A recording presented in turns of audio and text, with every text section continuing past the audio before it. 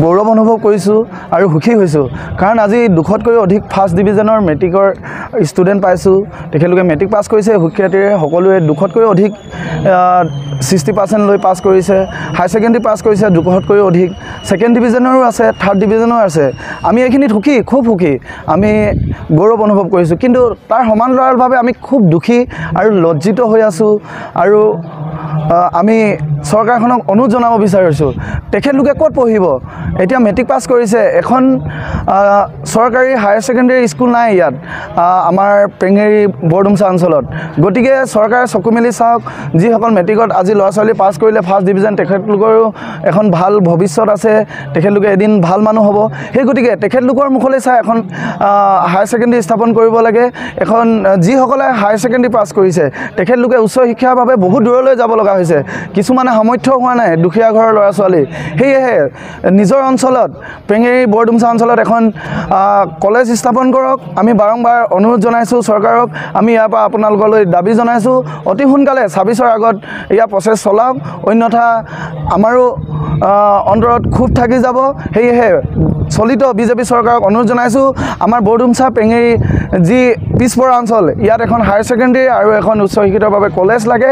আপোনালোকক আজি এই সম্বৰ্ধনা অনুষ্ঠানত আমি উপস্থিত থাকি খুব দুখেৰে আপোনালোকলৈ আমি অনুৰোধ জনাইছোঁ যে এখন অতি সোনকালে আপোনালোকে এই অঞ্চললৈ আহক, চাওক শিক্ষা ব্যৱস্থাটো ইয়াত ষ্টুডেণ্টবিলাক কিমান চোকা, তেখেতলোক কিমান মেধাৱী সম্পন্ন ল'ৰা ছোৱালী আজি কেনেকৈ এই অঞ্চলতে গেলি পচি গৈছে। কোনোবাই 200 টকাত হাজিৰা কৰি আছে উচ্চ শিক্ষা ল'ব নোৱাৰাৰ দুখত, কিন্তু তেখেতলোকক আমি সম্বৰ্ধনা জনাইছিলোঁ, আজিও সম্বৰ্ধনা জনাইছোঁ। হয়তো ইয়াৰ প্ৰায় একাংশইহে উচ্চ শিক্ষাৰ বাবে বাহিৰলৈ যাব পাৰিব, কিন্তু একাংশই নোৱাৰিব।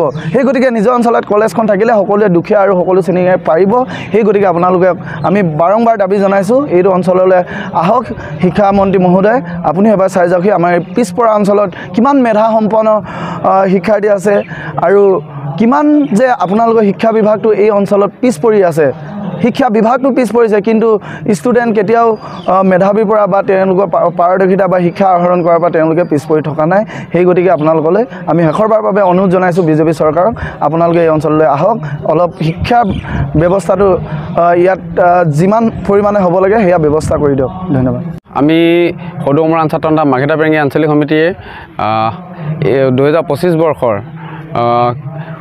উচ্চ আৰু উচ্চতৰ মাধ্যমিক বিদ্যালয়ত সুখ্যাতিৰে উত্তীৰ্ণ হোৱা ছাত্ৰ ছাত্ৰীসকলক এই বৰ্ষ আমি পেঙেৰী উচ্চ মাধ্যমিক বিদ্যালয়ত আমি অভিনন্দন অনুষ্ঠানটো আয়োজন কৰা হৈছিলে। আমাৰ এই অভিনন্দন অনুষ্ঠানটোত কেইবাগৰাকীও সমল ব্যক্তি উপস্থিত থাকে।